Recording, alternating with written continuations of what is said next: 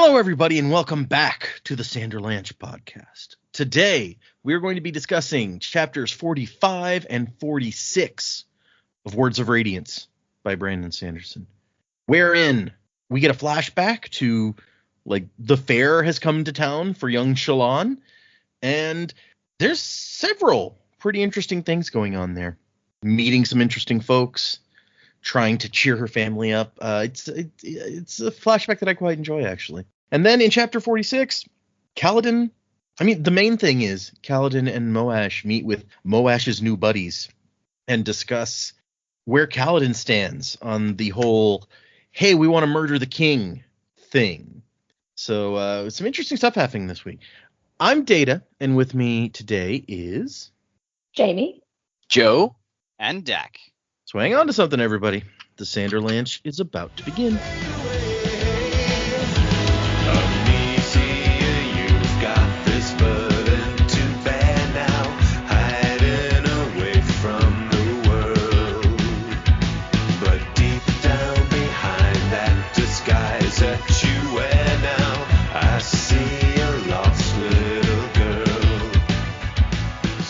So yeah, another just 2 chapters this time. What did you guys think of these 2 chapters?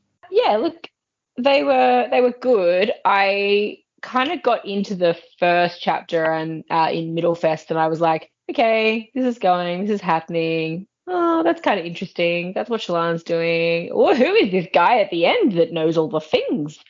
I was really excited, and I think I want to go back and read it. I only read them just before we started recording, so 1, they're kind of fresh. 2, I've probably forgotten half of it already because that's how my brain works.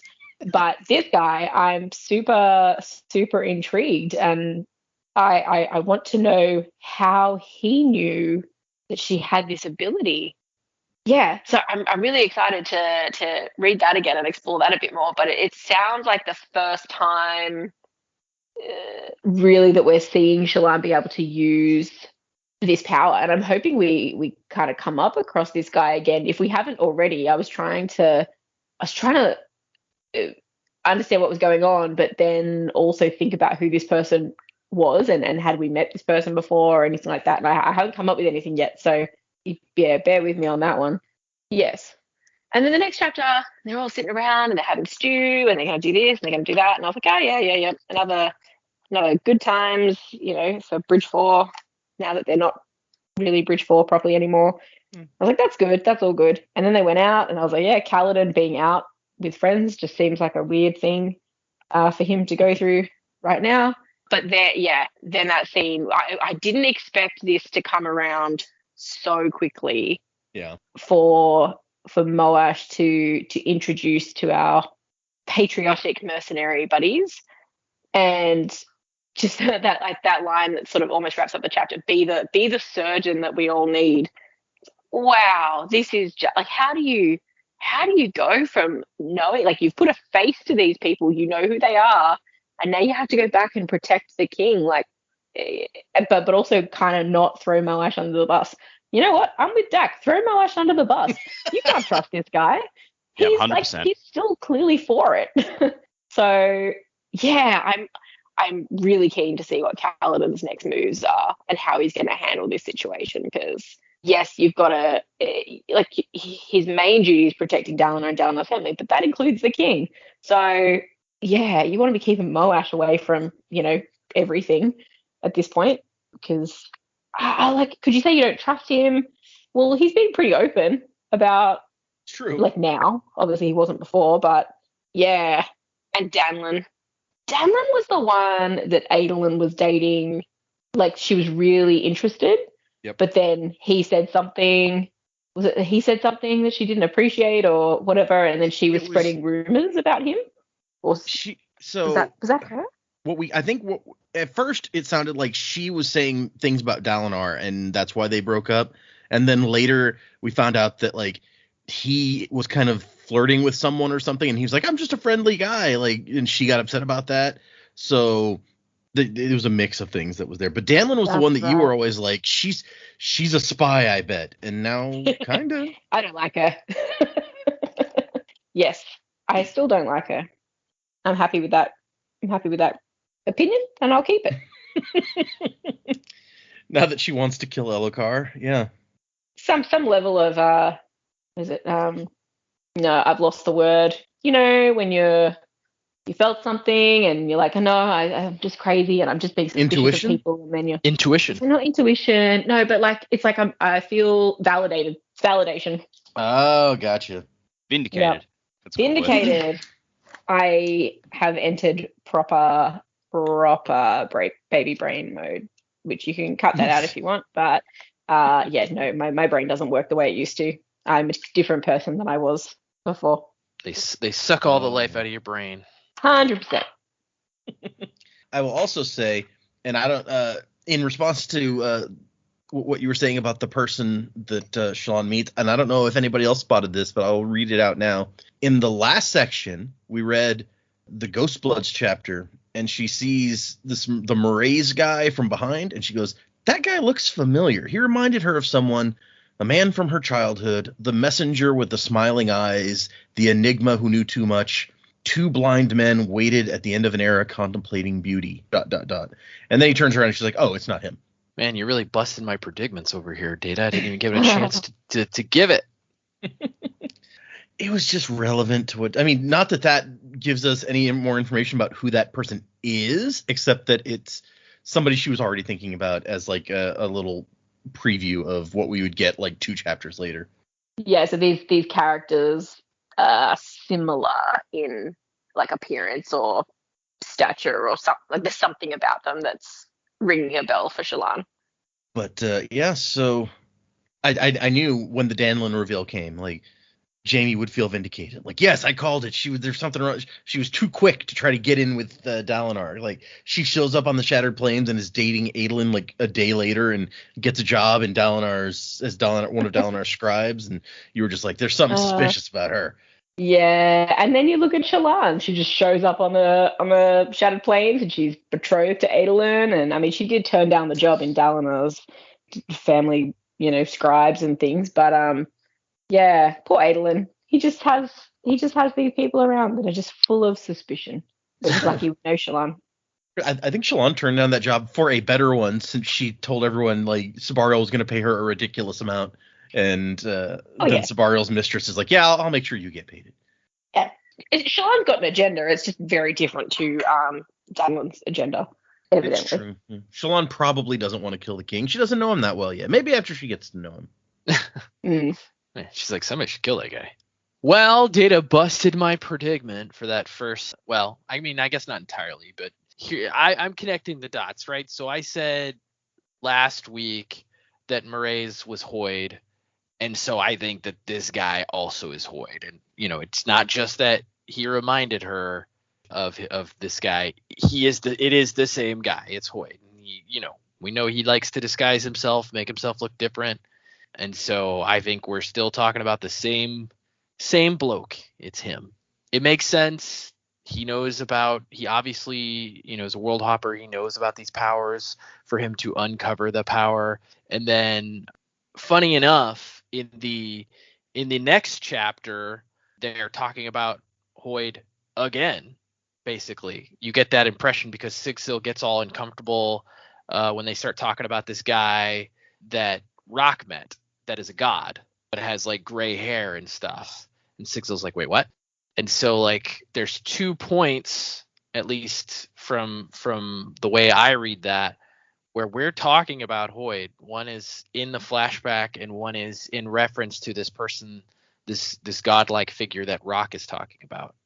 Both of like the conversations in those chapters kind of point me to that's who they're talking about. So for me, the last really 3 sections were very Hoid heavy, right? Because we've got this guy Maraise, who I think is Hoid. Then we got a flashback where I think Hoid's there. And then they're talking about this god guy in the mountains, who I also think is Hoid. So a lot of Hoiding in my head going on in these chapters. But to just cover them overall, I would say the flashback I think was probably one of my favorite flashbacks, even though there was kind of a lot of enigmatic stuff going on, because we get to see like Shallan's trying to better her family, trying to keep her brothers like stable and together. And it doesn't like super work, but it's like really nice moment that she's like trying these things. And you can see that she like cares about her family a lot, because up to this point, I feel like we don't get like a huge impression of how important her family is. Like, yes, she decided to go on this mission to try to save her family, but like we still don't fully grasp how close they are, or how close she at least wants them to be. And so you can see in this flashback, she's really trying to bridge the gap between all of them to kind of keep them together in some kind of solid way. And so it was really nice. There were really nice moments in this section of chapters for Shallan, especially in that flashback, that kind of like give you a little bit of the heart and soul of these characters. I feel like the Kaladin stuff kind of started out that way. You're like, oh, look, he's checking on his troops. He's trying to keep everybody together. But then it devolves into, and like Jamie said, I wasn't really expecting us to meet these people so quickly. It kind of devolves pretty quickly into this like, oh, no, we're getting ready to meet these people that are trying to kill the king. When at first you know, my thought was like, they're going to go out and have a good time, and there's going to be some heartfelt moments. And there was a little bit, but it was more so about like the ending for me, where they're like, oh yeah, guess what? Like these guys are trying to kill the king. The fact that they asked Kaladin for help, I'm just like, what? Why would you do that? But ballsy, yeah. I think it's beyond ballsy. I think it's kind of stupid, but I guess Moash talked him up, and you know, I don't think Moash knows Kaladin like he thinks he knows Kaladin. And so I guess we'll find out what's going to happen. But, you know, there was that little thing sticking in the back of his mind. It's like, be the surgeon the country needs. It's like, oof, what is he going to do with that? So, but yeah, I really did enjoy these chapters quite a bit. I'm excited to see what happens next. It's funny that neither you or Jamie, or rather both you and Jamie are like, I didn't expect it this quickly, because neither did Kaladin. Clearly, he's like, wait, what? Yeah, he's like, oh. He's like, yeah, I thought you figured it out. It's like, nah, man, I thought we were just going out to hang out. I love Moash. Is like, what, you didn't figure it out? Like, why else would we invite you? You're not that cool. Oh. Yeah, I know. It's poor Kaladin. But Kaladin's just like, this is why I don't go out. Yep. I'm always every time I go out, someone wants to kill the king. Yeah, I'm just going out with the boys, having a good time, but no, it's never that. It's always king killing. It's always regicide. Why does it got to be like this? It's so dramatic. The one time you guys say, let's do something that's not work, you invite me out, and it turns into work. This is why I don't hang out with you guys. I just eat my stew, go back to the barracks, and go to sleep. For many reasons, you suck, Moash. You make an interesting point about Moash maybe not knowing Kaladin as well as he thinks he does, because we know Kaladin he hates Light Eyes, right? And that's what Moash is banking on to some extent here, is that Kaladin doesn't like Light Eyes. The king is like the ultimate light. He's like the Light Eyes of Light Eyes, right? And so Moash has his personal hatred for the king, and maybe he lets that take him a little far in thinking that everyone hates the king, right? That guy's a jerk.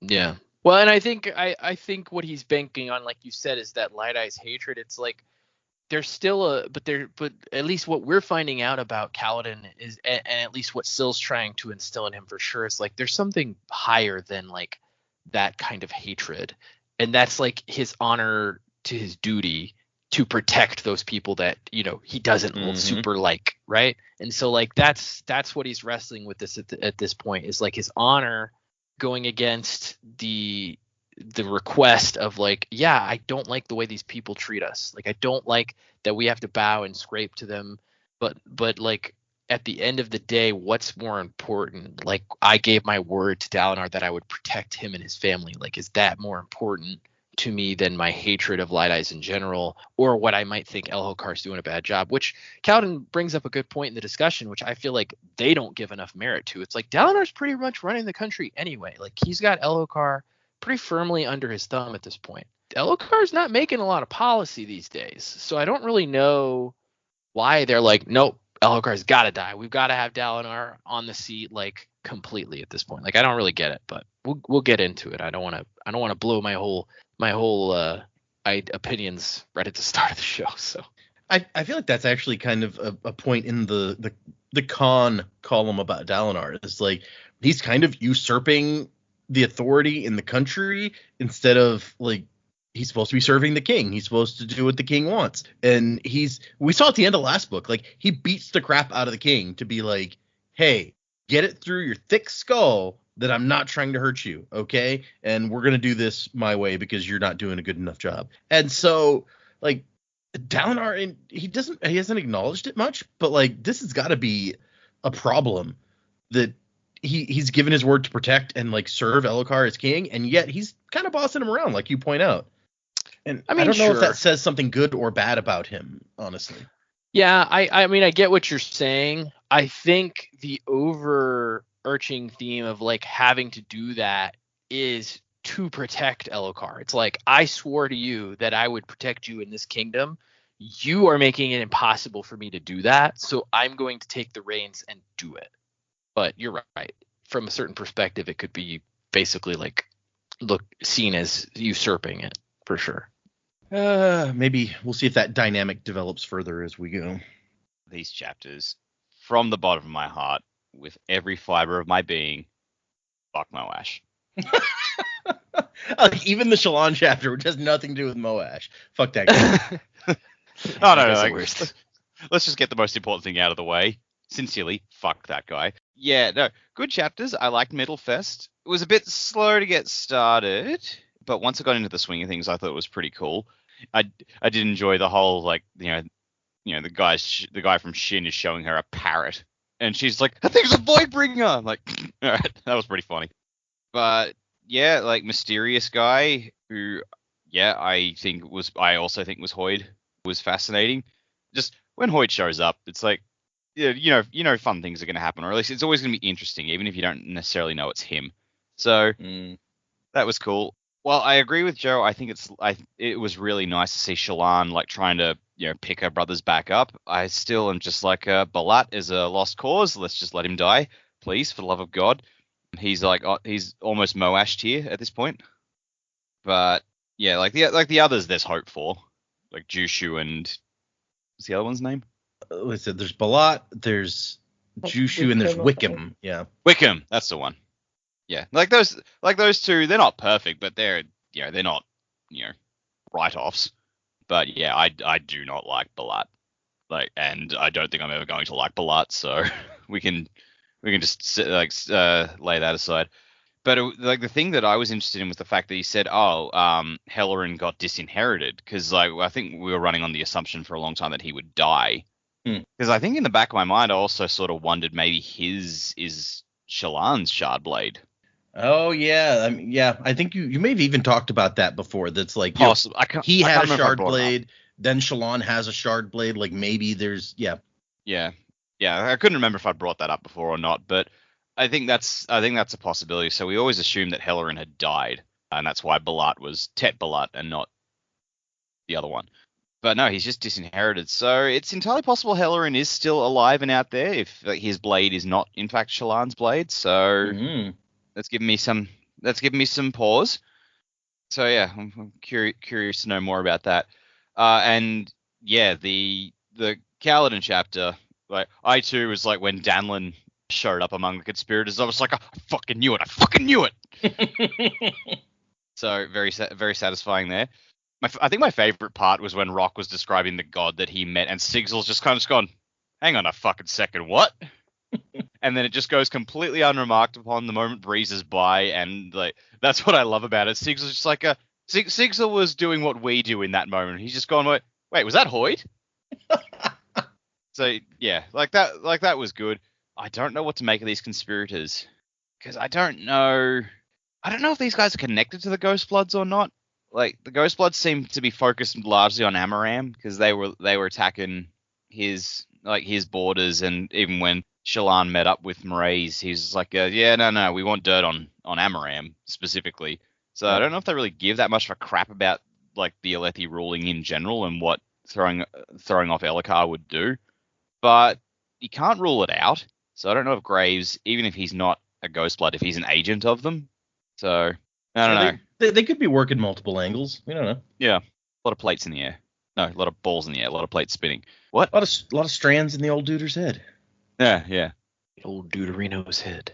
Yep. So we're definitely going to get into examining this mysterious dude a little closer when we get into that chapter. So I'll just let that go. But yeah, I also love Sigzel's reaction. I think that may be one of the first times in reading these books where like I was aware at that point who Hoid was and that he was, this reappearing character, because you got to remember I would have read this book like before Era 2 even started coming out, right? And so Yeah. I think that was one of the first times where I was like, wait a second, is that Hoid that they're talking about? Like there was my first opportunity to get that, like, oh my gosh, did I just spot something? So I always remember that one. Fair enough.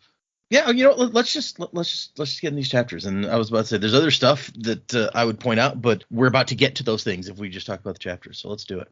So we start with Mittelfest and Shalon. And here's exactly one of the things that I was like, you mentioned the bird, and so I wanted to bring it up. Shalon is looking at a colorful creature on a perch, and it's the most bizarre thing I've ever seen. It's on 2 feet like a person, but its feet have claws, and it has barely any carapace at all, just a little bit like on the nose and the mouth. And it has hair, but like weird green hair. And the guy's like, hey, what do you think of my chicken? She's like, oh, I've eaten chicken. He's like, no, you haven't eaten chicken like this. Eating chickens are stupid. This one is smart. Rare exotic green chicken. Yeah. And he's like, say your name, Jack, son of none. So he's got like a Shin style name, like Zeth, son Volano. Apparently Jack is the son of no one. So poor bird. Poor bird. And the parrot's like, Jack, son of none. And Shalon's like, it's a void bringer. You'll bring the unmade upon us. And he's like, these things live all over Shinovar. And then her dad calls her over. So this, I think, is the first opportunity we get to see something. And so I haven't really brought it up before. But we've heard chicken mentioned several times. The thing is, on Roshar, all birds are chicken. Which is what we see here, where it's like, clearly it's like a parrot or something. But they're like, hey, no, this is just a different kind of chicken. Yeah, like the word chicken for them is what the word bird is for us. Yeah. That's and weird. I don't think it's the only thing like that, so you can be on the lookout to see if you spot anything else that's like that. But there's a tall chicken that had a thin neck and it ate frogs. I think it's mainly because birds don't live on most of Roshar. Like, we know chickens, when that guy was buying chickens to sell, they came out of Shinovar, and these things live all over Shinovar. Like, I don't think they survive well outside of Shinovar, which is why to most people on Roshar, it's just like, that's the thing. Yeah, maybe they have to eat on like stuff where there's grass that doesn't, shrink. Yeah, maybe. It's not mainly stone that they're walking on. Yeah, or it's probably something to do with what they eat. Maybe they don't survive well on little crab bugs, and maybe they're on a lot of insects or seeds or whatever they would eat. Because even that guy has to buy, when he buys the chickens in the first book, he's like, you brought lots of food for them, right? He has to get the food out of Shinovar too. So, yeah, just a fun little weird bit of world building that birds are chickens. I guess that would mean like chicken, like the food would be a rare delicacy in like the more eastern parts of the world. I think it is. That may have actually been mentioned too. I think it shows up at Possibly, one of Elokar's feasts, and Donner's like, oh, it's that weird like Shin thing, the chicken. Just remember a couple of friends of ours went to Iceland years and years back, and just for breakfast, like on the last day, like, they're I think they're at the airport. One of them ordered bacon and eggs, and then was like, why the fuck is this so expensive? And it's like, well, there's eggs. I don't think there's chickens in Iceland. I could be wrong, but I think they had to import eggs. Chicken eggs. Yeah, it's probably a little cold for most free roaming chickens to be. Yeah, I remember when we went to Hawaii, some things, like we went to a supermarket and some things were more expensive, I think, because they didn't have them. Mm-hmm. They don't have a lot of open territory for like cattle to graze or anything, so they have to bring a lot of that. That's why they eat so much Spam. And they eat a lot of pig in general because they have pigs. Yeah. That makes sense. And fish. Yep. So Shalon's father calls her over. He's like, hey, you need to quit messing around. Come on. No looking at chickens. And so her dad is going to the dueling grounds. And basically, he's one of the more important people at this big festival. I think it says maybe there's like 3 other guys as highly ranked as him who will be showing up at this festival. So he's kind of holding court a little bit at the dueling ground where people are coming to talk to him. And he gives her a little speech about, hey, you're getting to an age where you need to start acting like a lady, quit running around, gawking at stuff. It won't be long before we have to find you a husband. And she's like, yes, father. And he's like, I need to stop bringing you to this stuff. At the very least, you need a new tutor. And then we found out he scared off the last tutor who had been teaching Shalon languages. And then one day her stepmother had shown up with bruises on her face and the tutor took off. So, yeah. Yeah, when the lady of the house is getting beat up, probably fair to assume that as the hired help, you might get beat up worse. Yeah. And it's funny because this is the first time we meet Shalon's stepmother. We heard about, like, she was on her way in the last flashback, right? He's like, I've just arranged to marry the youngest daughter of so-and-so. And so here she is, Melise, a little less than 10 years older than Shalon. A few streaks of blonde in her black hair, so kind of like Adolin. We got the guy who comes up to talk to her dad, who is dressed real nicely, but, like, has no nose. Yeah, that was a little weird. A wooden one. Yeah. Well, yeah, I mean, he got a wooden one. That's fair. He's blackmailing her dad.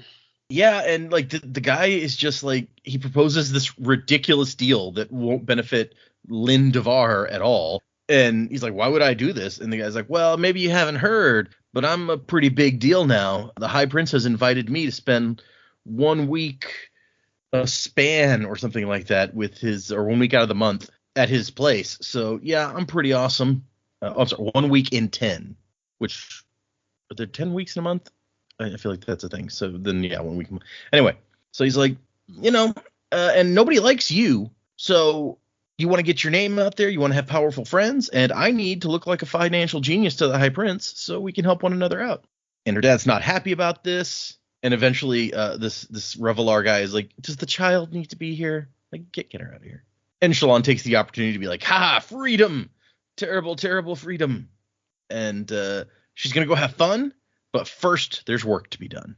And she manages to, like, slip all the guards. Like, none of them follow her because their dad didn't give them her dad didn't give them orders to follow her. So first, we meet the daughter of Bright Lord Tavenar, who we saw briefly but didn't even get her name at the previous feast.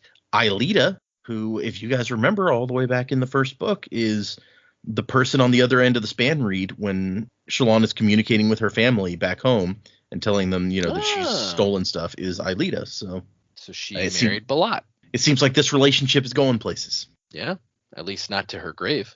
Yeah, not yet. She can still do better.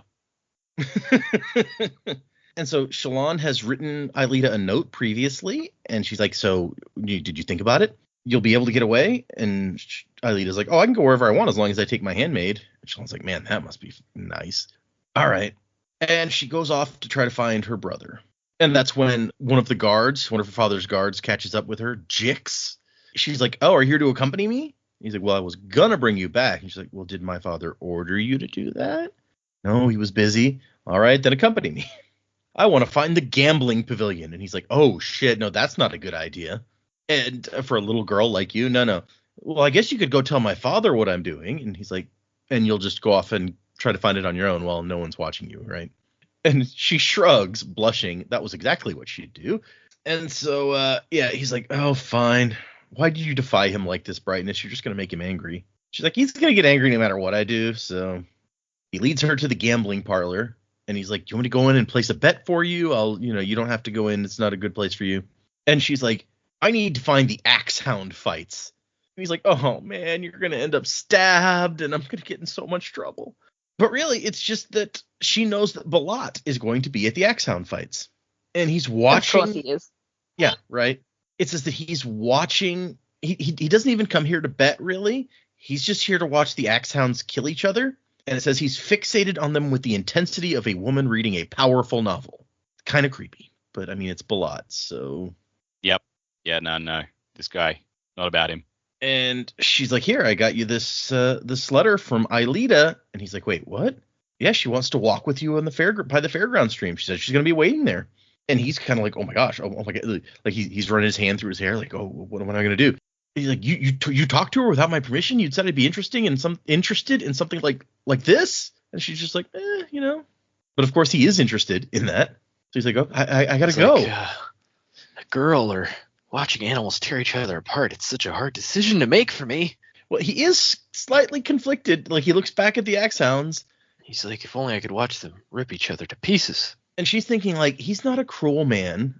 She knew it was strange to think, considering the things he did sometimes. But yeah, I'm gonna need to chime in for Patton here and go lie. It's like, well, not a cruel man. I don't know about that, Shalon. she says that he hadn't acquired the fascination with death until Mother had left them. He could come back, stop being like that. He could.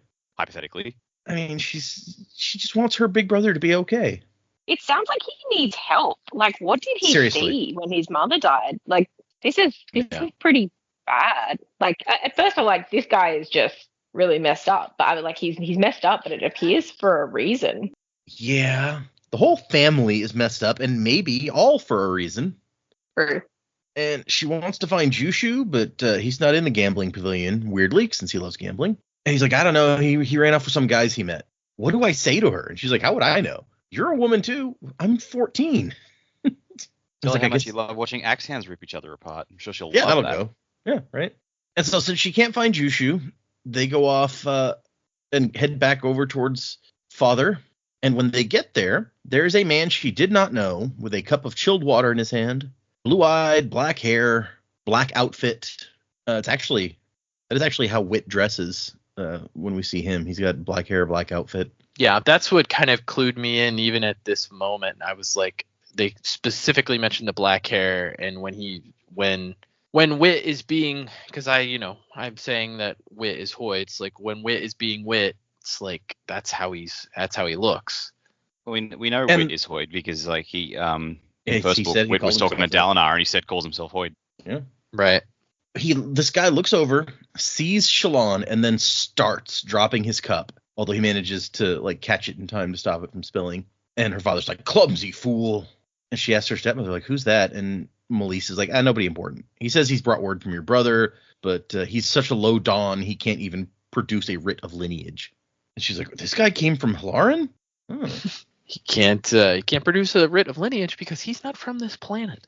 And then she sees something very strange where the guy pulls something out of his pocket, a little pouch, and he moves to pour it into one of the drinks. And she freaks out, like, this guy's going to poison my dad. But then he dumps the pouch into his own drink and drinks it. Some kind of powder. And she's like, what the hell was that? I would rather poison myself than listen to this guy talk for another minute. Well, so assuming, let's just go with what you guys are thinking. Assuming this is Hoid, what kind of powdered substance would he maybe consume? Allomantic metals? Yeah. He might want to use some allomantic metals that manipulate emotions when talking to someone as crazy as Shalon's dad. Now you're using your brain, Data, even though you know the answer. Or I guess maybe not, because it's never been, proven. But yeah, good thinking. Yeah, just a theory about what's happening there. But so after the conversation is done, she's like, Dad, you have news from Halaran? And her father's like, no one will speak that name from now on. Today I declare him disinherited. Tet Balat becomes non-Balat. Wickham becomes Tet. Jushu becomes Asha. I have only 3 sons. This seems like an overreaction, Dad. I mean, we don't know for sure what the message was, but we do get an explanation from the guy after a little bit.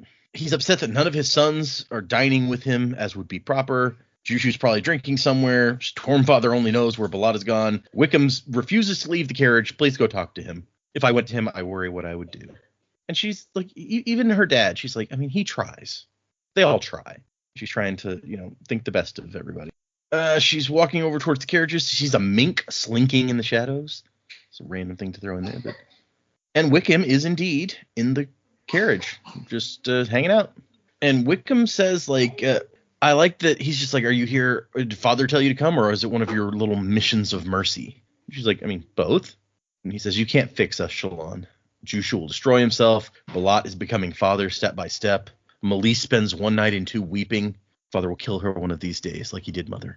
Yeah, I can see why this guy'd be depressed. Doesn't sound like a great. It doesn't sound. It doesn't sound like he's having a good time. You're not gonna have a good time. Okay. You're gonna have a bad time. Yeah, exactly. He's just like, me, I won't be around to see any of it. I'll be dead by then. And he's like, so what did you come up with for me? I assume you used the girl on Blot. And she's like, yeah. And she brought him some math problems. And he's like, I'm not an ardent. I'm not going to be spend my days boxed up. And she's like, but that doesn't mean you can't study. Like, I translated these equations for predicting high storms into, like, glyphs so you could read them. Maybe you could, like, try to guess when the next one's coming. He's like, you translated all this? This must have taken you days. Or how long did this take you? And she thinks it had taken weeks, but she had nothing but time. And he's like, this is stupid. I can't believe you wasted so much time on this. And she, like, starts to tear up and leaves. Like, it felt horrible. Not just his words, but how her emotions betrayed her. And she runs off and runs into the guy who was just talking to her dad. The guy says, axe hound. And she's like, wait, what? I've wondered if any of you find that term odd. You know what an axe is, but what's a hound?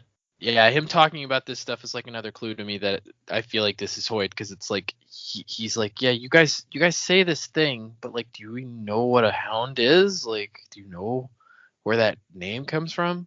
If I show you an authentic hound, you're probably going to call it a Voidbringer or something. That's an interesting point. Do they have mammals at all?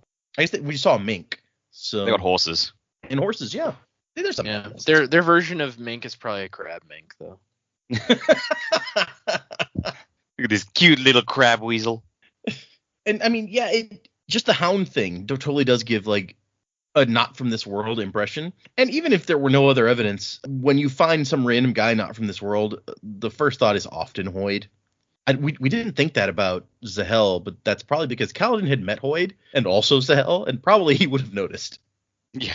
Zahel just takes off his mask, his like Mission Impossible mask, and Kaladin's like, it was Wit all along. Who knew? Son of a bitch. Do you still have my flute? Yeah. Does he? We haven't seen him practicing it. I mean, probably just got it in his room. Yeah. I'm waiting for Hoid to like reappear to Kaladin at some point. And they're talking and talking, and then like Sigzil walks in and is like, you! Sigzil doesn't sound like he would be thrilled to meet Hoid again. No. So it might be interesting for sure. I feel like Sigzil was like a high and dry situation, like with what's her name?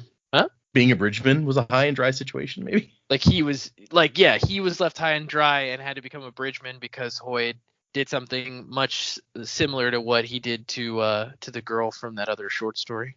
Oh, to Shy, yeah. Shy, yeah. Yeah. When he was the Imperial Fool. Which sounds a lot like the King's Wit, actually. Yeah, I was about to say, that sounds similar to what he's doing as the King's Wit. So he's a court jester or he's a beggar.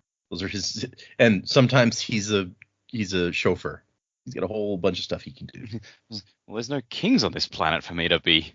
It's true. I'm a beggar. I'm a chauffeur. I'm a midnight toker. Would have been hard to get in with the Lord Ruler back in those days. Maybe so. Just picture him like trying to like be a court jester for Rashek, and Rashek and all the Inquisitors are just standing around, just going, "Sir, we do not have senses of humor." They don't seem like to do so. It's like this is weird. We don't like it. There's an animated movie, our daughter loves it, called The Last Unicorn from the 80s. Yeah. And there's a whole thing when they finally come across like the king towards the end. He's voiced by Christopher Lee, and like he keeps trying to like the king just really wants something in his life that will make him happy, and he's like, I keep trying, but nothing makes me happy. And so Alan Arkin is this really goofy magician. And so he's like, oh, well, I can try and do that. And it's like, okay. So you get bits of like, you know, Alan Arkin juggling or doing all these things. And the king is just sitting on the throne, just staring deadpan at him. Oh, does the unicorn make him happy? That's kind of a whole thing. He's like, I don't want to get into the entire plot, but Yeah, basically there's a reason the movie's called The Last Unicorn. I'll put it that way. You made me picture like he's trying to bring like the King's Wit position to Rashek, and so he's just sitting on a stool in Rashek's like throne room, and like Carr the Inquisitor comes in and he starts insulting him, and everyone's just like, what are you doing? Like, look at this guy. Looks like you had a real bad acupuncture problem. And Carr's like, oh, kinda. And Wit's like, ooh, tough crowd. I mean, you're not wrong. I mean, there are spikes rammed through my face and the rest of my body. But what this guy says to Shallan is, I didn't expect to find you here, or find you here. And she's like, where did you expect to find me? And then he jumps down from the branch that he's sitting on, and she gets kind of scared. And he's like, oh, no need to fear me. I'm terribly ineffective at hurting people. I blame my upbringing. And she wants to know about her brother, and he says he's doing things he finds important. I would fault him for it, as I find nothing more frightening than a man trying to do what he decided is important. Very little in the world has ever gone astray, at least on a grand scale, because a person decided to be frivolous, which I love that. That's a very Hoidism. It very much is, yes. And the message was that for your father, Helaran has eyes nearby and is watching. So that does seem like a bit of an overreaction. That it's like he's got his eyes on you. Well, fuck him then. He's disinherited. I have no son. If we learned anything about Shallan's dad, is that rationality is the furthest thing from his mind. Okay, fair point. Yeah. It's just like, he's gonna watch me, huh? Watch this. He just flips Hoid off. He's like, I'm not him, right? Like, I'm just the guy telling you. Yeah, maybe one of those guys is around here watching, though. So maybe if I kick you hard enough. Yeah. If I kick you hard enough, my son will feel it. Yeah, if I kick you in your ass hard enough, maybe his ass will start to hurt. So then this guy asks her, tell me, young one, do Spren speak to you? Then a weird kind of non sequitur series of paragraphs. The lights going out, life drained from them, twisted symbols the eye should not see, her mother's soul in a box. And then she's just like, no, why would Spren talk to me? It's like creepy as fuck. Right, yeah. I should get back to my dad. He'll be missing me. And the guy says, your father is slowly destroying your family. Your brother was right on that count. He was wrong about everything else. I mean, he's not instantly killing them all. Like you could do it faster. Yeah, well, I guess. Also, could be done with more speed, Dak. Yes, he could pull out a knife and be like, "It's over." Finish him. Also, I'm gonna throw the dumb thing out before we glaze over. It's like my mother's soul in the box, guys. What if her mum was a Spren all along? What if her mum is Pattern? That would. I don't know what to do with that. I don't know at all what to do with that. That's a lot. That's a lot to unpack there, Dak. Well, yeah. I thought it. Now you guys have to suffer it. Is Pattern like he does Loki? talk about the lies a lot.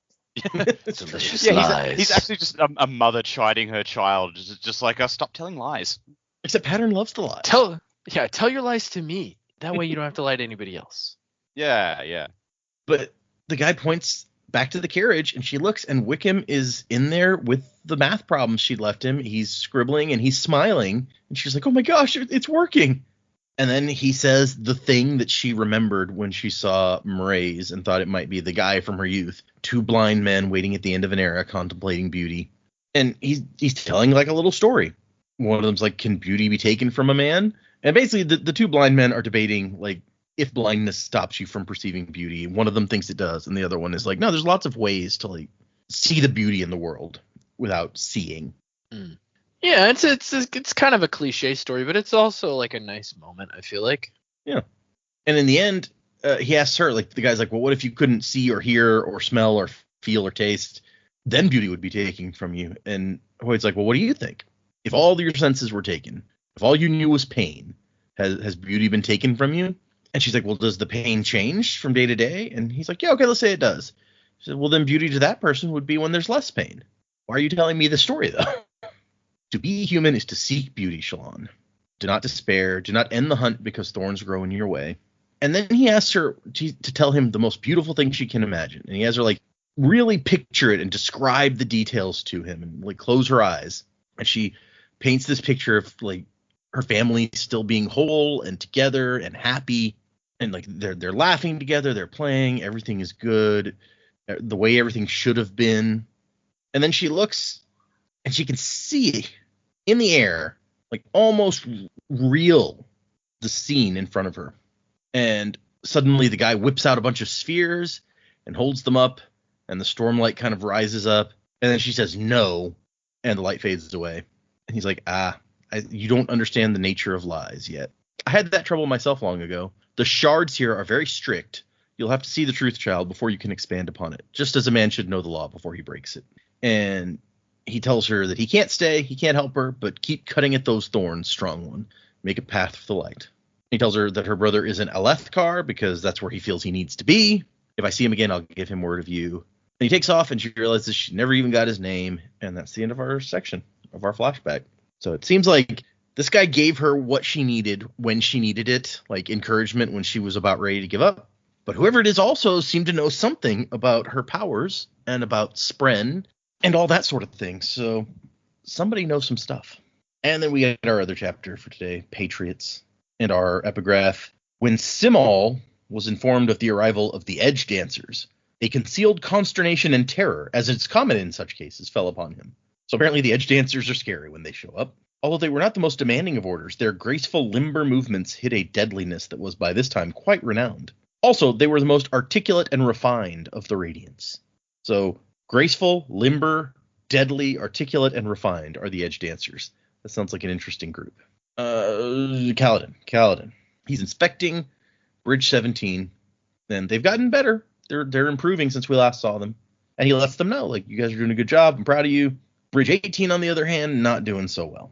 Their sergeant's not the best one, but also, like, the men, they're not gelling well. And so he's like, we're going to have to try another training session, and if that doesn't work, maybe we split them up into other groups. Sorry to go back a little bit, but I don't remember us talking about this, but it stuck out to me when I read it in the last section, and they also talk about the weeping in this section. And I don't think I ever understood until Shallan makes mention of it in the flashback what the weeping is. So I guess there's like a time when it rains, but there's no high storms. Like, I don't know. I don't fully understand, I guess, what they're talking about there. Have they talked about this in detail before and I just don't remember? No, there hasn't been any detail. There's been mentions of it here and there. And like you say, it comes up again in this chapter. But basically the way it works is, yes, there's a time during the year where it rains pretty much the whole time and there's no high storms, except every other year there's a high storm right in the middle on what I think in this chapter he calls it light day. So on, say, I don't know if it's actually odd or even, but say on odd years, there's light day in the middle when it stops raining and it's just a day. And then on the odd years, there's that day in the middle, but there's a high storm on that day. Okay. Yeah. So I was just trying to, like, mid-piece weeping, I was trying to, like, figure out what they're referring to there. So that makes more sense. And we got a little bit of that in a Kaladin flashback in the first book where, like, the weeping had come and he gets depressed. He has, like, the seasonal affective sort of thing going on. And with all the rain, he's getting depressed because it's just dark and rainy all the time. Yeah, and his mom's, like, doing stuff out in the rain. Yeah, I remember this now. And Silk comes up. She's like, everyone else is eating their dinners. And he's, good. That wasn't a status report, Kaladin. It was a point of contention. You are working still. Then he tries to change the subject. He's like, hey, have you seen any more of those red Spren? Yeah, in the corner of my eye, watching me. So there's some icky Spren around, and Sill's keeping an eye out. Something is coming. The countdown points right towards the weeping. So he gets back to Bridge 4. Everyone's hanging out, having stew. Renarin is there, still washing dishes. And actually, he seems to, like, he says he doesn't have any of that spoiled temperament of his brother. And he doesn't, like, he sits on the edges of the group, he says, near the back. But he seems to be getting along with people, so that's good. And then, as Kaladin's walking in, he sees not one, but 3 beefy Herdazians in Bridge 4 uniforms. And he only recognizes Punio of the 3. He's like, oh god, they're multiplying. And Lopin's like, yeah, my cousins. Rod, Puio, say hi. I just like, you have too many cousins. Yeah. This is not right. 100% too many cousins. And he says, that's impossible. You can't have too many cousins. Like, the 2 new guys just raise their bowls like, Bridge 4. Yeah, Bridge 4, yeah, we know the drill. It's like, you guys weren't here at all before. You don't know anything about Bridge 4. He just shakes his head and he's like, I'm not gonna, let's just go. I'm too tired of it, working all day. It's fine. They're not going to do anything. But then we have a moment with Shen where he's like, hey, Shen, come here. I talked to Dalinar today and I asked him if I could arm you. And he asked if I trusted you. I told him the truth. I do. And he gives him a spear and he says, Bridge 4 doesn't have slaves. I'm sorry for being scared before. Yeah. This is just another nice moment in these chapters. Right. You know, it's just like, that's what I was talking about when we first started talking about the chapters today. Like, there's just some nice moments. Yeah. Agreed. And I mean, we understood where he was coming from when he said it before. Like, he told Shen, like, I can't do that. but at the same time, it felt kind of unpleasant, right? Yeah, 100%. And so it is really nice to see that now. And he even says, like, hey, Leighton and Tom, they have an extra practice in the morning with some of the men, and they'll help you learn so you don't have to, like, train with the newbies because you're one of us. And Shen says, you are a good man. And he says, I've spent my life being judged for my eyes, Shen. I won't do the same to you because of your skin. And Shen starts to say something, and Moash is like, Kaladin. And Shen's like, later, it's fine. Damn, Moash ruins everything. He really does. We could have had a nice moment with Shen. Instead, we got this fucker. Yeah, he's like, come hang out with us so that we can plot to kill the king, normal, completely casual. I would rather hang out with the crab. And so, yeah, Moash is like, come on, we're going out. Even Rock is coming tonight. And he's like, you promised, Kaladin. And Kaladin's like, I didn't promise, but okay, fine. Whatever. You're full of crap. I guess he meant argument, Moash. Yeah, I guess he meant he promised that he'd go talk to those guys, but he didn't know that's what it was about. He doesn't really. Maybe that's why he's like, I thought you understood what I was saying, Kaladin. That's not the promise that I meant, jackass. So we got Lopin, Pete, Sigzil, Moash, and Rock going out together. And Kaladin now, yeah.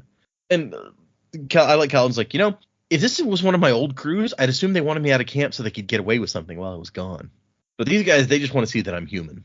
And Rock, apparently, they've challenged him to a drinking contest. And Kaladin's like, whoa, wait, I didn't sign up for that shit. And Lopin's like, I am going to be victorious. It is said you should never bet against a one-armed Herdazian in a drinking contest. And Moash's like, it is? It will be said. And then he says it. It will be said. I just said it. You weigh about as much as a starved axe hound, Lopin. And he's like, but I have focus. I'm sure that'll work out for you. And so there's a lot of places to drink in Dalinar's camp. I kept wanting to say Sadius' camp because he thinks, like, he sees all these soldiers doing soldier stuff that you didn't see in Sadius' army, like sharpening spears, oiling breastplates, so on and so forth. But they're heading for the tavern section of town. And here's where it says, the weeping was coming up soon, the time of constant rain with no high storms. The only break was light day, right in the middle. It was an off year in the 1,000-day cycle of 2 years, which meant the weeping would be calm this time. So this is the year where there's no high storm in the middle. Or will there be? The countdown is apparently pointing at the weeping, so who knows what will happen when the countdown ends. I think Dak has had some theories about a certain storm showing up. Yeah, I've not held back on that. Yeah. But they argue about what place they're going to go drinking, and Moash is like, we're going to the Ornery Chull. It's my turn to choose. And Rock's like, oh, they don't have any Horn-Eater lagers. That's because Horn-Eater lagers melt your teeth. At first, this just seemed like like when you eat or drink something, it's like, oh man, this like tastes like shit, and you're being figurative. But then someone else says the exact same thing later on, and it's like, does it actually? Like, it melts the cups? Yeah, that's what she says later. She says it melts the cups, and I'm like, wait, so what's in it? Like, what the fuck are you? What do you drink? What are your stomachs made of? Yeah, I think honestly though, and Data can correct me if I'm wrong, if it's something we should know. Aren't all their cups like made out of the like creme clay stuff? So like I could get it if like a liquid was very acidic or like broke down like the clay of the cup or whatever. A lot of cups may be clay. In my mind, they got like some wood ones, but the creme is probably way more easy to abundant. Get. So, yeah, that's what I envision is like the creme stuff. Yeah, you may be right. And then Sigzil walks up carrying chowder, and Kaladin's like, oh, not you too. He's like, it's good. You don't even know what's in it. Of course I do. Hey, Lopin, what's in it? They're all chowder heads is what I wrote in my notes, which, great pun.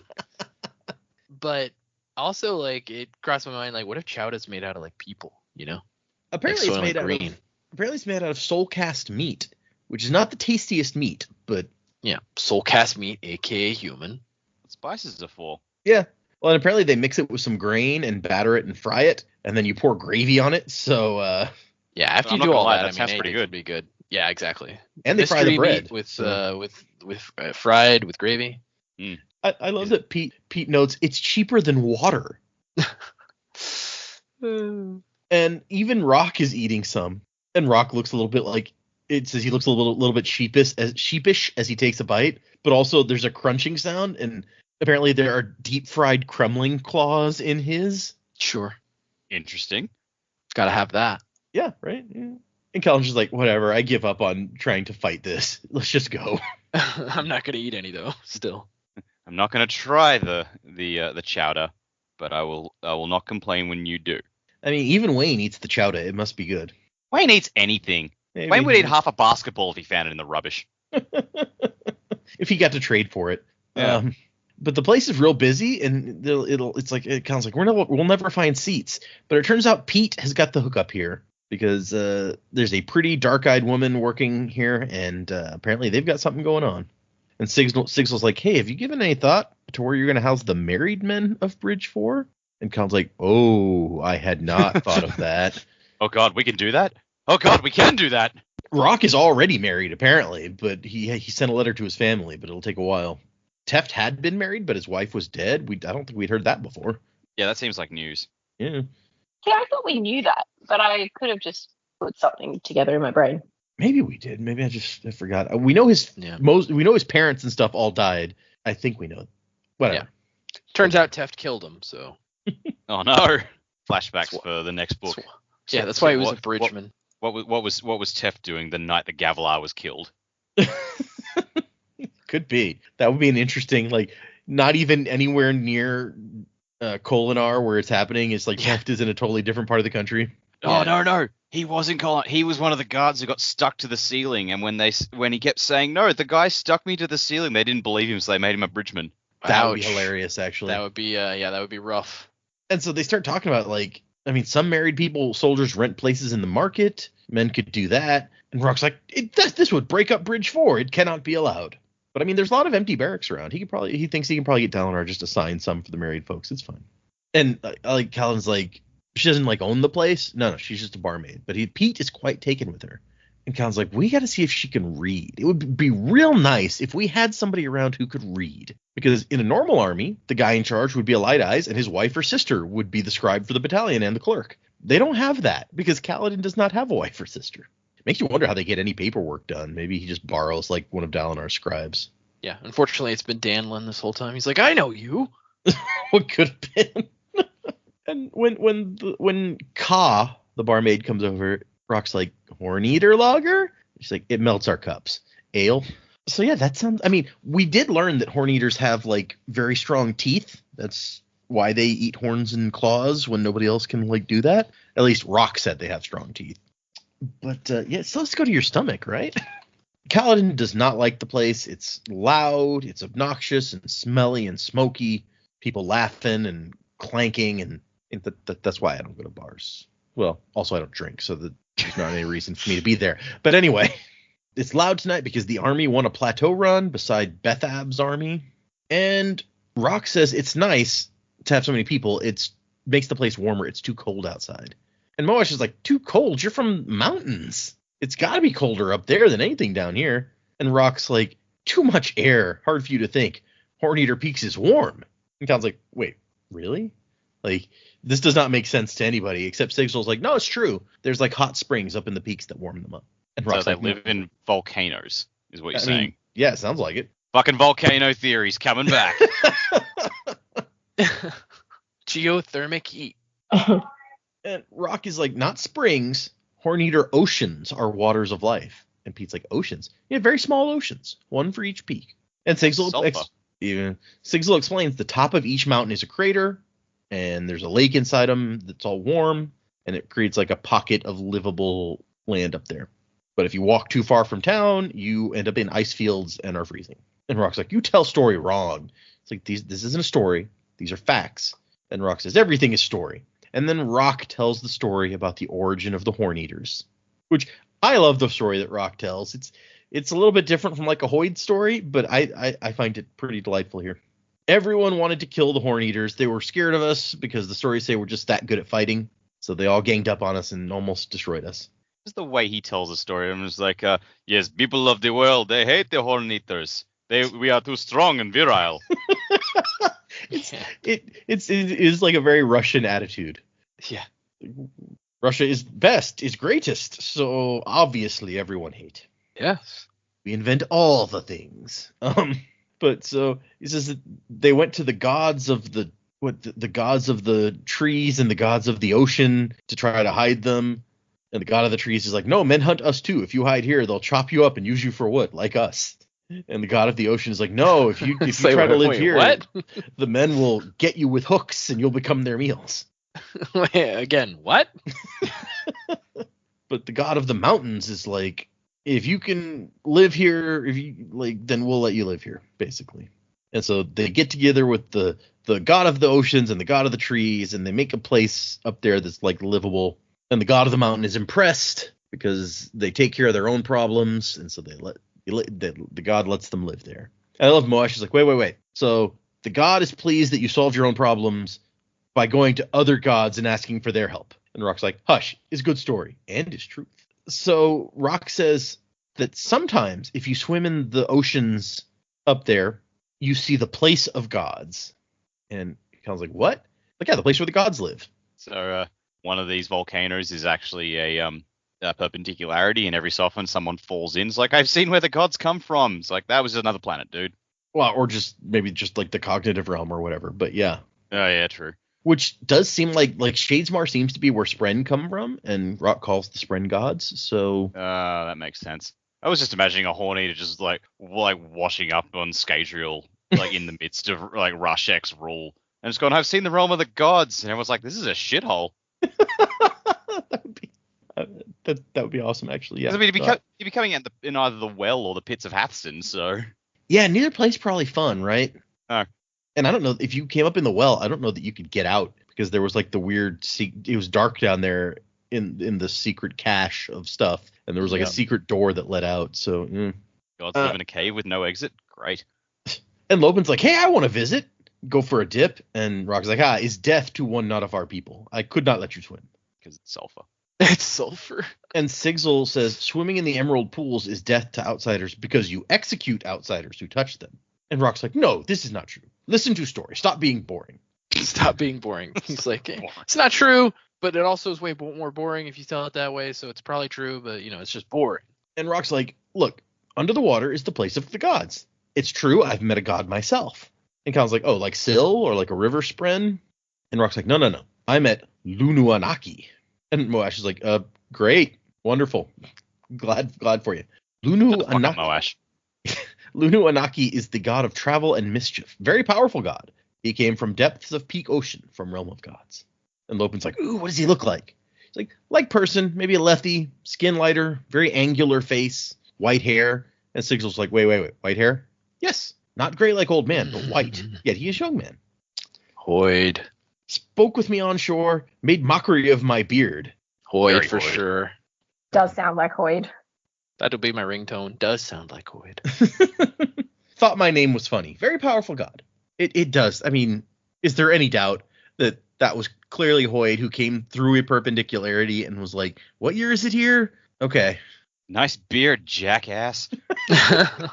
And Lopen's like, were you scared? And he's like, no. Lunuanaki cannot hurt man. It's forbidden by other gods. Everyone knows this. Interesting, if true. If true. We have gotten indications that he's not supposed to interfere with stuff. Well, no, that Hoid has issues hurting people. If you'll remember, back to Secret History, when he comes out of the well and hits Kelsier, he's like, oh, I can hit you. Maybe it's because you're already dead or something like that. I forget the exact line. But there's an indication there that maybe he has problems hurting people. And as a potential addition to that, in the last chapter, the guy tells Shallan, you don't have to be scared of me. I'm really not good at hurting people. I blame my upbringing. Please stop sinning while I'm singing. Anyway, moving forward. Everyone's talking about stuff. Apparently, Sadeas and Ruthar went on a plateau run that they weren't supposed to go on and claimed they didn't get the gem heart, but everyone knows that really they did and were hiding it because Sadeas is a shithead.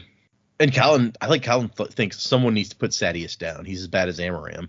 And he thinks, like, I could use my powers. I can run up walls, get to windows that nobody thinks are accessible. I could sneak in there, bring justice to the world.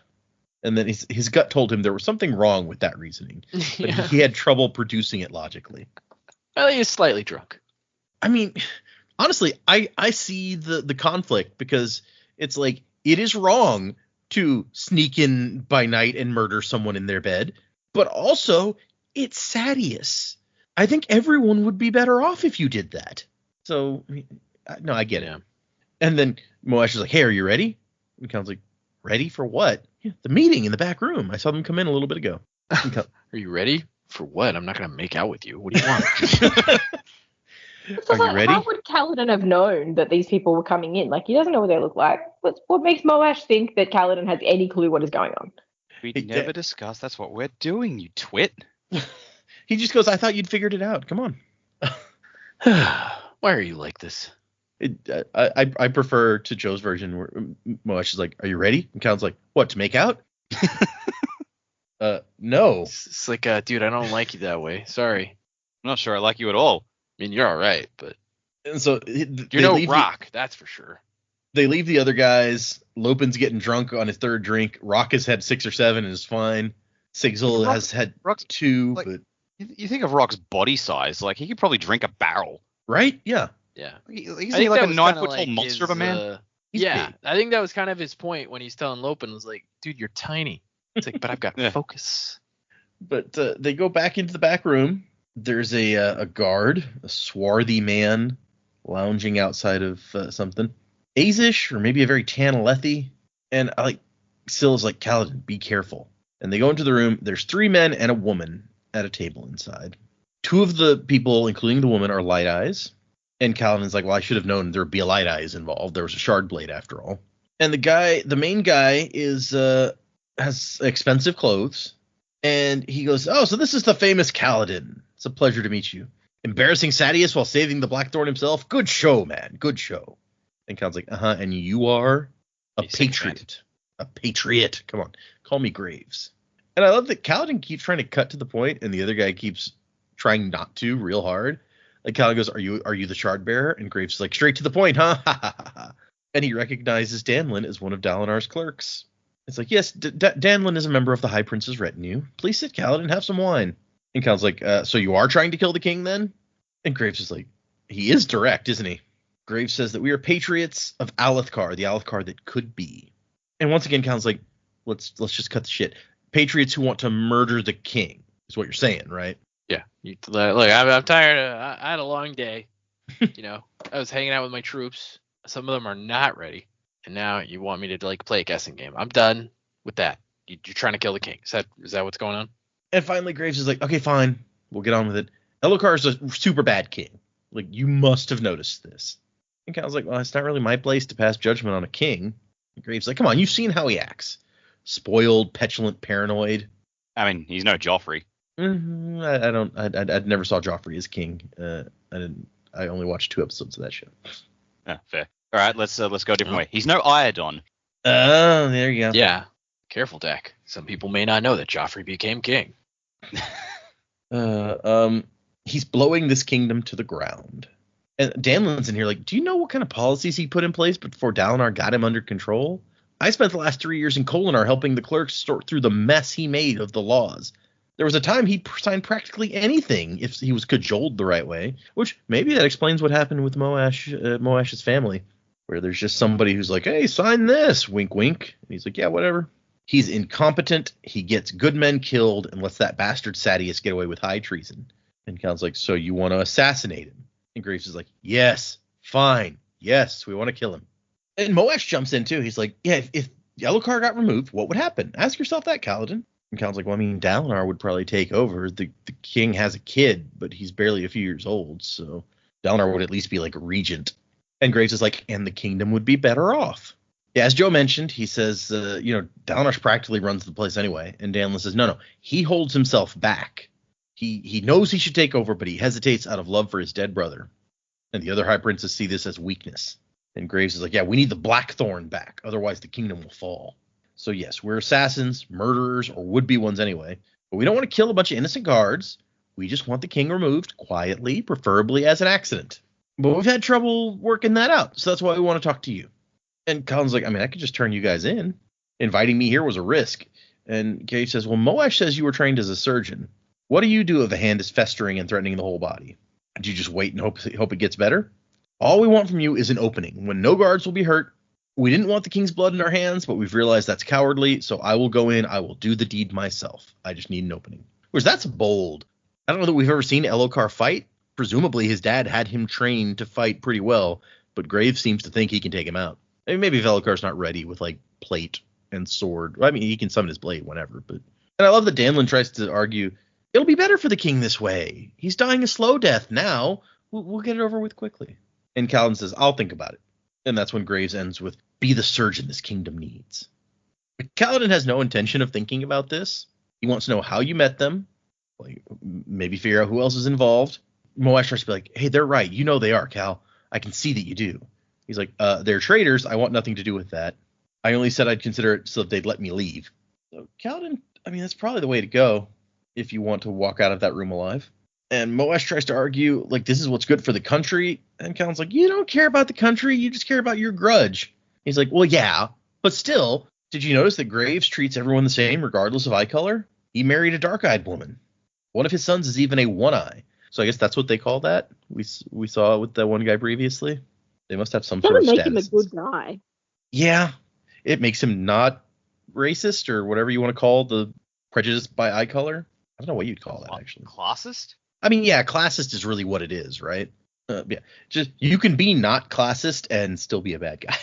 But I mean, for Moash, it's all about hating the light eyes. And this guy, he's like, look, this guy doesn't care. This guy actually treats dark eyes okay, like Dalinar does. And Kaladin's like, don't talk to me about this again. Don't meet with them anymore. And Moash is annoyed by this. And when he goes back to his seat, and Kaladin can't help but think, like, be the surgeon this kingdom needs. Storms, what a mess. And that's the end of our chapters. Fucking Moash ruining it for everyone again. Yeah. At least now Kaladin has, like, a couple of names that he could give Dalinar. Like, hey, I found out some of the people behind this conspiracy to murder the king. One of them works for you. Maybe you could there might be a way that you can protect Moash in that. Just claim that, your guy was going undercover to figure out who was behind it or something when he got approached. Now, Rock, I need you to do a very special job, yeah? I need you to roll Moash up in a carpet and throw him into a chasm. But why do we do this thing? Just trust me. Syl has ordained it. Oh, okay. Just have Syl ask him for a favor. It's fine. It'll work out. Okay. Get the carpet. Oh, well, that's the real question. I mean, Tin had that rug in her. I wonder what Shallan did with that. Maybe just burned it with her body. Or maybe Shallan took it with her into just now Sabariel's manor. She stole most of Tin's stuff, like her trunks and her clothing and everything. So, or is that stealing, or did she win it when she defeated Tin in their duel to the death? Really a duel. Okay, fair. I mean, you think about how shitty everyone got at Adolin when he started brawling in a duel, so. True enough. Okay, we're moving into predicaments. For next time, we're reading 3 chapters this time around. Chapter 47 is called Feminine Wiles. Chapter 48 is called No More Weakness. And Chapter 49 is called Watching the World Transform. So, where are we going? What kind of stuff are we about to see? What do you guys think is going to happen? Well, I feel like Feminine Wiles has got to be a Shallan chapter because, we're talking about Feminine Wiles. With the Kaladin's going to be faced with some Feminine Wiles, I doubt it. Danlin is going to start coming onto him now. It's going to be awkward. Yeah, no thanks. Yeah, so Feminine Wiles, I feel like that's a Shallan chapter. What's going to happen in it, I don't know. I assume it's going to be more of her and Adolin kind of back and forth, trying to figure out like what they're doing. She can also kind of use that position with that rapport with Adolin to accomplish her other mission for Mraize, try to get in with him so that she can infiltrate the place more easily. Oh, that's true because like Adolin knows Amaram, right? So yeah, if she's made that connection, which I assume she has. So got that part. No more weakness. I don't know. To me, that screams like a Parshendi chapter, but we haven't had like a full Parshendi chapter outside of the interludes. Or am I wrong about that? I don't know. I believe you're right.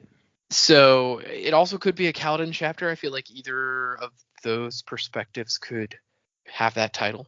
Watching the world transform sounds like another Parshendi one to me, but I don't know. They are big on the transforming, right? Yeah, or the has to do something with storms, or maybe the weeping's coming much faster than we think. In the line of chapters, we're like almost at the halfway point in the book but now, so like I don't know what's going to start happening and when. Unfortunately, just because I'm not sure what the pacing of this book is like so far, because I feel like we're still developing a lot of new relationships, characters are meeting finally, but like we don't really know how fast those relationships are going to develop and change, or how much plot progression we're going to get. So for that, it makes it a little difficult for me to kind of think what those chapters could be specifically about, besides who the perspectives could be. But I feel like, I did I did a lot of my predicaments up at the front of the show, because you had mentioned some dots that I already felt like I'd connected. But yeah, I feel like we had some heavy Hoid in the last 3 or 4 chapters. So I don't know if he's going to play a more significant role going forward. If I'm right and he is the Marae's character, then I don't know how much more of him we'll get to see in this book. If Shallan keeps communicating with him, maybe quite a bit. But I don't even know how quickly, or if she'll be able to infiltrate this thing at all. I'm also wondering, like, we've all talked about, and I only bring it up because it's been a while since we've talked about it. We've all talked about how we think Yasna is alive. Like, when is she going to come back? That's something I'm really interested to know. Based on like the little epigraphs in the books, I would guess she's probably not going to come back until after the Parshendi are going to strike with however they're going to strike with these new forms, just based on her mom's journal epigraphs. But I want her to be a part of the story again. So I would almost love to see, like, maybe she'll be in an interlude or something, and we'll get her perspective and be like, oh my gosh, she's alive. Before she if she's off somewhere, then we could hang out with her for a bit before she shows up. Yeah, until she shows up, like, on main page with the other characters. So I'd really love to see that soon. Maybe in the next set of interludes. That'd be pretty fun if that is possible. But yeah, I feel like I've laid out some predicaments before that can't quite come to fruition just yet, because we're kind of waiting on more plot development, or more of our characters to kind of like directly converse and overlap in a more direct way. I feel like it's been pretty shallow with the characters meeting since everybody kind of converged at the Shattered Plains. A lot of the conversations between them have been a little bit more shallow, and most of the development we're getting is within characters that have already been close together in proximity already. So I'm hoping that we'll get more of that soon as well. But I'm prepared to say that this is a very enjoyable book. I've enjoyed most of the chapters so far. Again, like, I know these books are longer, but like I feel like the pacing maybe just be still a little bit too slow for me. But it doesn't mean it's not enjoyable. I really am enjoying it. So yeah, it's fair. I mean, they're big epic things. The pacing, I can see how it could be a thing, especially since we know Brandon's books tend to build, and then like they hit that point and then they just go. Right. So. Yeah. So like, we're getting some development, but like I want the Sanderlanche to start churning. Like, I want that avalanche of events to just start going. But we are now at the beginning of the next chapter, 50% of the way through the book, so we've hit the halfway point, like you mentioned, and so it's we still got a lot. I mean, this is episode 16 of this book, I think, and we still have another 16 to go. It's the 32 episode. Wow, is what I have it outlined at. So yeah, that's almost that's only 20 weeks shy of a year on this one book. That's crazy. I mean, the last one was 30 episodes, so it's not that much longer than the previous one, but it's a little bit more episodes. But I like your theories about them sounding like Parshendi chapters, and I will remind that even we haven't seen, like you said, we haven't had like main chapters, and I don't think any Parshendi were mentioned in like the part break where it was like it shows us who the prospective chapters are going to be. But what we do still have coming is that they've arranged a meeting with the Parshendi. Yeah, that's true. And we haven't seen that yet. So that's got to come up at some point, one would assume, unless they're going to yada yada over. Oh, yeah, by the way, we met with the Parshendi, which Jack will never let them live down if that happens. Yeah. Imagine the big meeting and like the Parshendi have gone full like full monster on them, and it's like, yep, we're under attack now. That happened while you guys were on a different page talking about like Kaladin futzing around. Shallan and Adolin were on a date, and and the Parshendi attacked. It was great. Oh my god, I would lose my mind. So you could still have like a Parshendi chapter, but without the Parshendi perspective, if it was about that. So that's hanging around out there somewhere. Yeah, and we've got little snippets in other chapters about what's going on with them, but we just haven't had like a full blown thing. And like you said, we've had I think the weakest one of the possibilities you've mentioned is the Mraize one. I don't know how much support there is for that one, but the other two seem like pretty solid Hoid possibilities to me. And I can see where you're coming from on the Mraize thing. I just think of the three, it's the one with the least support. Like I said, the Mraize thing, like a lot of that support for me comes from my personal experience of like going to the convention. Yeah. And like seeing that there was like a Hoid collection and this guy's got a collection. But then also just her saying he reminded her of the messenger. And then in the very next section of things we read, we meet that guy she said reminded her of him. And it's obviously Hoid. Like, and I think Mraize has like gray hair or something. So it's like, I'm like, well, we know he's had black hair and we know he's had gray hair. So yeah, that's out there. That's a possibility. It does seem to be a lot of kind of like Hoid hinting here, so maybe we'll see him show up again, or maybe this is as close as we get is like flashback Hoid. Well, if I'm right about Mraize, like I said, that's like a lot of Hoid stuff in a very short amount of time, which is I feel like not normal for these books. Yeah.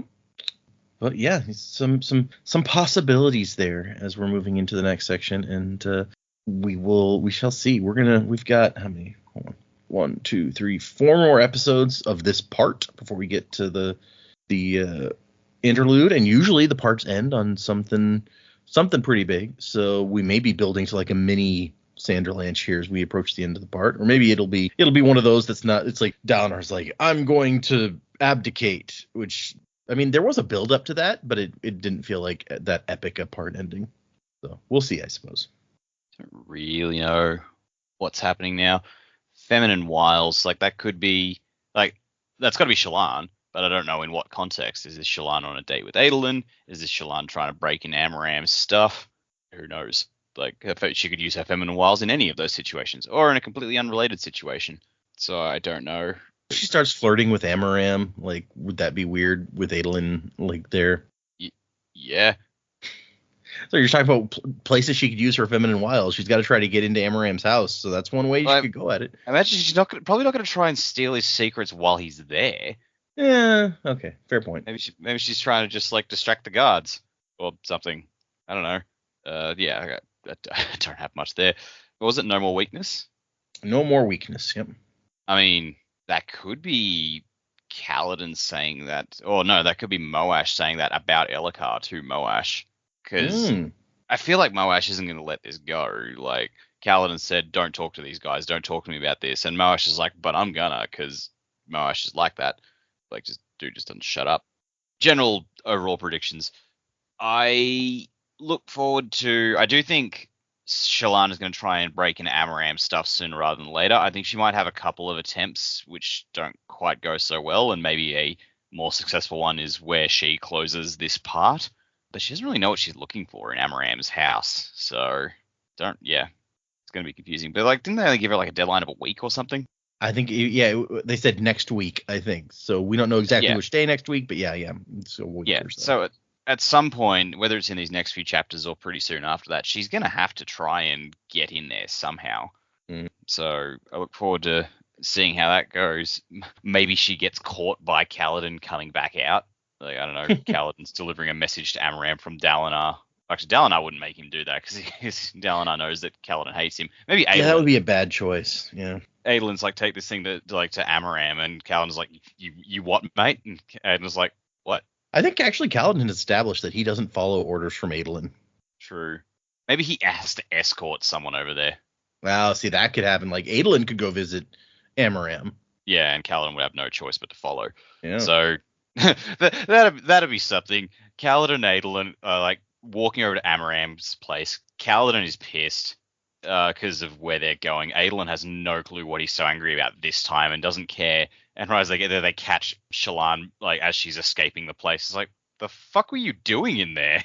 That would be awkward all around. Yep. And then the three of them would have to be like sworn to secrecy between themselves, and like Shallan and Adolin be like, I don't trust Kaladin with this. Like, and Kaladin's like, the fuck have I gotten into this time? Jesus Christ! Always with these light eyes. Jeez. It's like, if it's not Moash like leading me into secrets that I have to try and keep, it's fucking Adolin. What? And Shallan, what has happened to my life?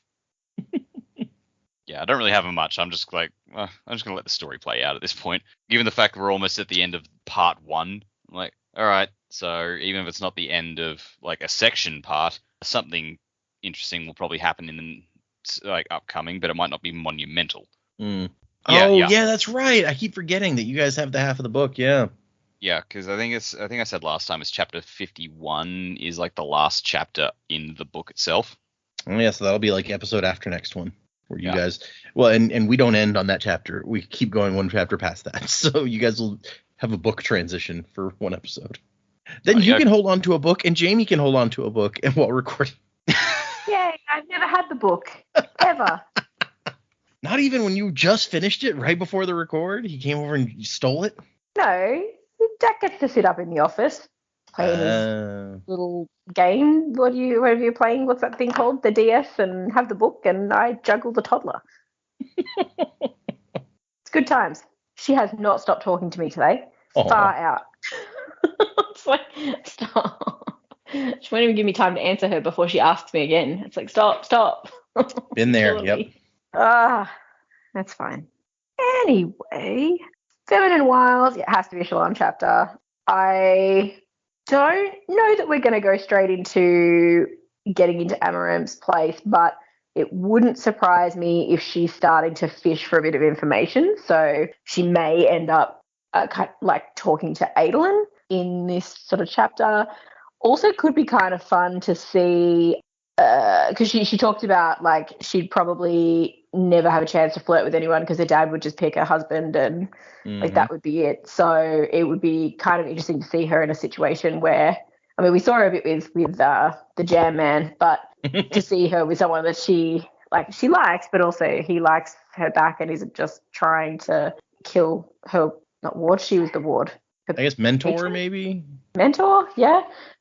So I would like to see those two interact a bit more, because last time we saw Shallan and Adolin together, Adolin was just captivated by the fact that she wasn't falling all over herself to be near him. So that could be a lot of fun still. And, you know, she needs information on Amaram. She's got to do some groundwork before she gets into his place. So why not start with the people that know him? So Adolin and Dalinar are probably good to start with there. No more weakness. Yeah, I don't know who feels that like they're super weak at the moment. Could be Adolin as well. Could be Renarin. Could be anyone. Could be Kaladin having to deal with Bridge 18. Feels a bit blunt to be like, no more weakness from Kaladin, but you know. That would be a little off form for him, yeah.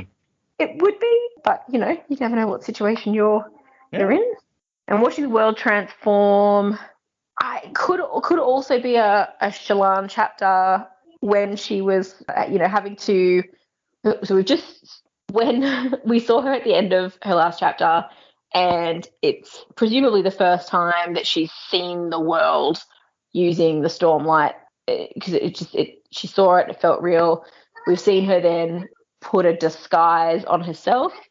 We've seen her then build a wall like out of nowhere. So I would almost like to see her start building a world and like taking the time to sketch this world that she can create and build and create the illusion, more personalities for herself, so that if she's got a quick change, she can do that quickly. But also, you know, build what she needs to be able to, you know, if she's scoped out, say, what part of Amaram's house looks like, if she's able to then sketch those and then hide in places, like that would be an extremely useful skill for her. So I'd like to see like a chapter of her trying to, you know, plan her heist effectively using the abilities that she knows she has. I think that would be cool. In terms of overall predictions, I don't have a lot. I feel like we're still at that start of a chapter. I think it makes sense logically for the end of the part to probably be where, you know, the Shallan and Amaram thing is kind of playing out.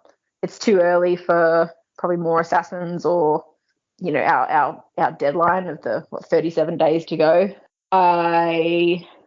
This thing with Kaladin and Moash, they now that we've jumped into it so quickly, I feel like that's going to have to come up again pretty soon. Kaladin's hand has kind of been forced into, you're going to have to figure out how you're going to deal with this. I don't think he's going to run straight to Dalinar and dob him in or anything, but he is going to have to do something. And I think Moash is going to be more of a problem than what Kaladin wants to believe. Because you got to do something, right? He can't just let this go. Correct. And like straight away, you got to be like, you're not on, like you could do patrol, but you're not, you should not be allowed in the King's Palace. 100% should not, yeah. Because I do not trust you as far as I can throw you. The other people, like I don't know whether he would sort of play along a little bit. I think the fact that he's already told Moash that, I said that I'd consider it to get out of there. I wasn't actually going to consider it. I just don't see Moash then bringing him back in to the meeting. So I think the opportunity to seek out any more information about who these people are or anything from Kaladin's perspective is probably gone. And so whether he knows that Danlin is a part of Dalinar's scribes. So does he start like watching her a bit more or getting some more information out of her in the best way he can? Yeah, he's got to take action. So I would expect that's pretty much straight away. Realistically, Moash should be on dish duty and not be allowed to go anywhere. And also, you kind of want to keep Moash close too, because if you alienate him, he can leave. Yep. He can leave the army and Bridge 4, and he can just go with these people, and then you have no idea what he's doing.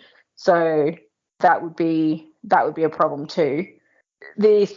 I'm so curious as to what Shen has to say. Like to have been cut off in that conversation by Moash. I hope we get that conversation sooner rather than later. It would be good to have Shen really say or do anything, but there's got to be a piece of information here that he's going to share about the Spren or transformations or something to give Kaladin maybe some insight into his own abilities or something like that. I'm not sure how that's all going to tie in, but I hope we get that sooner rather than later. But yeah, beyond that, I don't know where this story's going. It was a little frustrating to Shen starts to tell us something. Is like, oh, no, never mind. The guy's finally talking after like a book and a half, and Moash walks in and ruins it.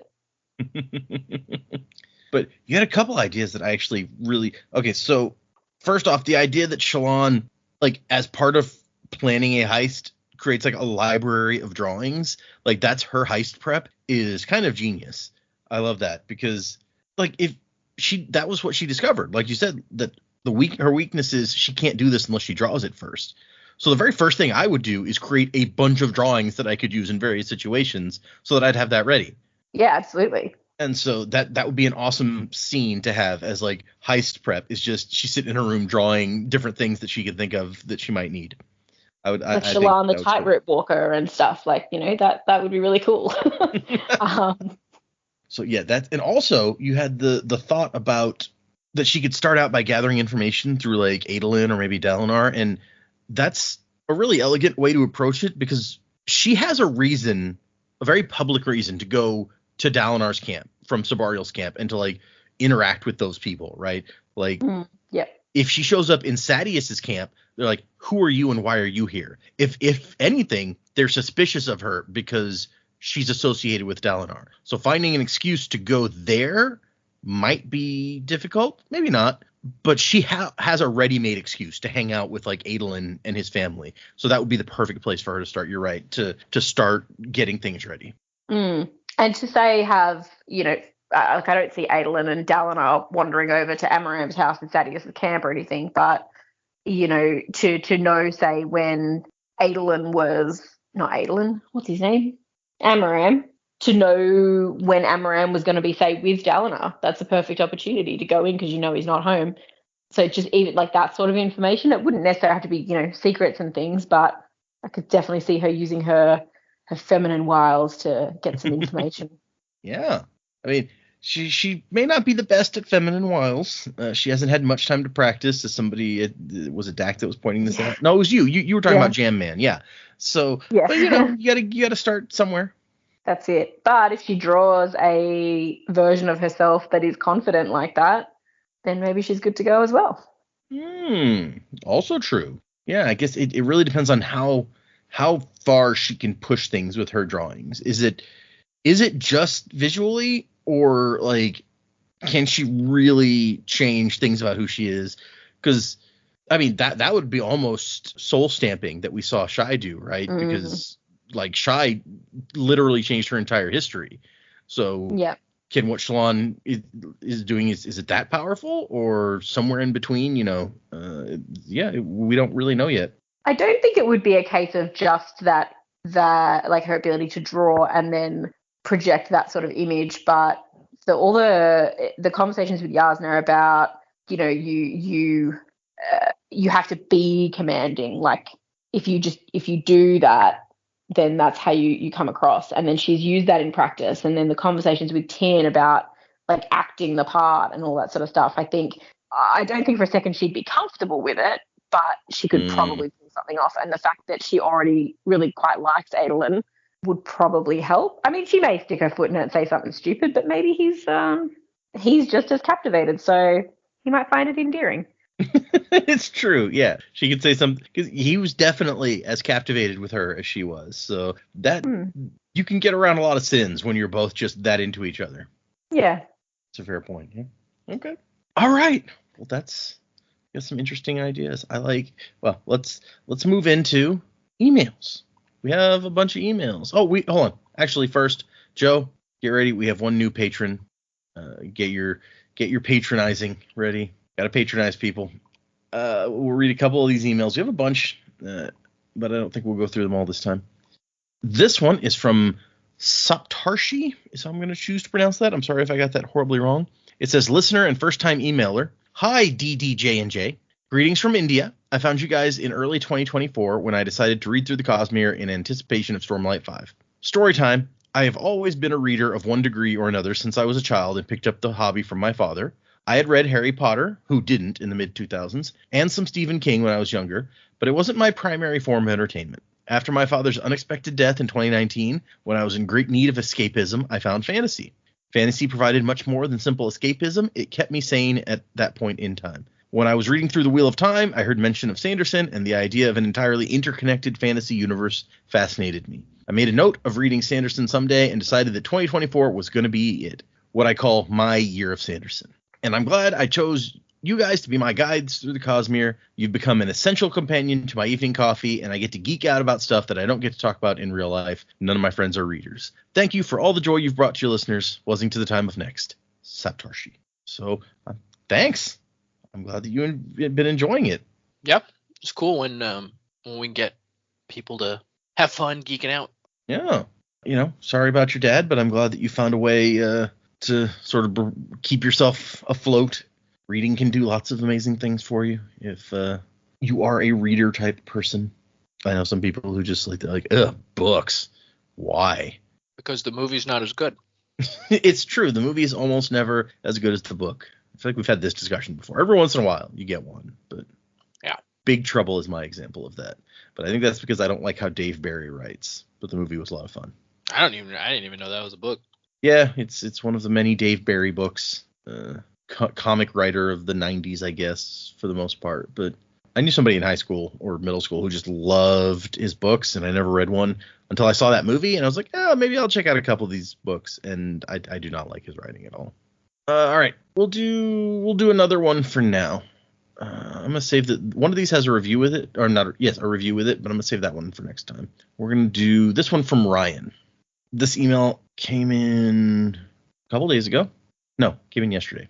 Sorry. Well, it says Yasna's death. Hey, Sanderlanche crew. I'm a bit late in responding, but I wanted to answer your call to hear if people believed Yasna was dead after the events on the boat. Personally, I didn't question it at all. While we didn't get Shallan going up and checking the body, I figured a knife to the chest, unconscious, and then turning the boat to water in a storm was clear enough to not have the death fake out. It was disappointing because I was so excited for the Yasna-Shallan story to really kick off. I did enjoy what Shallan's story turned out to be, but I still wonder what would have happened if Yasna had survived. Hope you guys enjoy the rest of the book. I love listening to all of you go through your Sanderson journey each week. But so there's one answer that this person, like me, I guess, just didn't question Yasna's death at all. I'll be like, yeah, the book said she's dead. She's dead. Why would the book lie to me? Yeah, right? It's not Brandon like would never do that. Yeah, it's not like Brandon's ever lied before. Look, I don't want to believe that. Like, I just think it's so much more interesting if she survives. There was so much potential with her character. Yeah. And so much mystery that we still don't know all the stuff that she knew. So I agree that there's a lot there that we're losing Yasna that could be very interesting if she wasn't really dead. So I totally see that perspective on it for sure. All right. Thank you for the emails, y'all. You're awesome. We love getting emails. If someone wants to send us an email, the address is thesanderlanch@gmail.com. Find us on Instagram and X and Patreon, where I am currently posting my readings of the preview chapters for Wind and Truth, along with Dragonsteel Prime. Dragonsteel Prime has taken a back seat for the Wind and Truth chapters lately, especially since I've gone down to one new video a week, one new thing, they're audio clips, a week of me reading the stuff, and so those have been on Thursdays, and most of the ones that I have scheduled now for the next couple weeks are the Wind and Truth ones, because now that I'm allowed to read it, I like reading it. I want to know what happens next. As much as anybody else, I want to know what happens next. So it's hard to resist. We do have one new patron, so if you're interested in hearing that kind of stuff, you can join our Patreon like this person did and hear me talk and ramble and rant about connections and stuff, and I'm like, holy crap, I can't believe that person is there. When did this happen? All sorts of craziness. Our new patron this week at the misting level is Big Black Coffee. Big Black Coffee, thanks for supporting us. That's awesome. You are a blood maker. Store that gold, make that blood. That's a good one. I mean, it's not fun to store up. No. But it's fun to it's probably not really fun to use either, but it's useful is the word that I'm looking for there. Yeah, very useful. You don't want to get hurt and have to use it, but if you're gonna get hurt, it helps to have this around. Right. You're not as scared. You're not as afraid of being hurt if you've got some gold stored. Yeah. Just picturing Kenny from South Park when he explains like how he comes back to life all the time. And it's like, it actually fucking sucks, guys. I believe it. Yeah, So, like I said, we're doing 3 chapters. We're back up to 3 chapters for next time. It will be a rare occurrence after this that we do less than that. Although, actually, I say that one of the upcoming interludes is the single longest chapter in the book. And so in that episode, we have 2. But other than that. So 3 chapters for next time, 47, 48, and 49, if you are following along. Music by Miracle of Sound. And wasn't to the time of next. Colo, P.S. Fasher. Crab at it. You forgot your name. Don't let your spirit fade away. Amnesia, you've been through such pain, but you're growing stronger every day. Amnesia.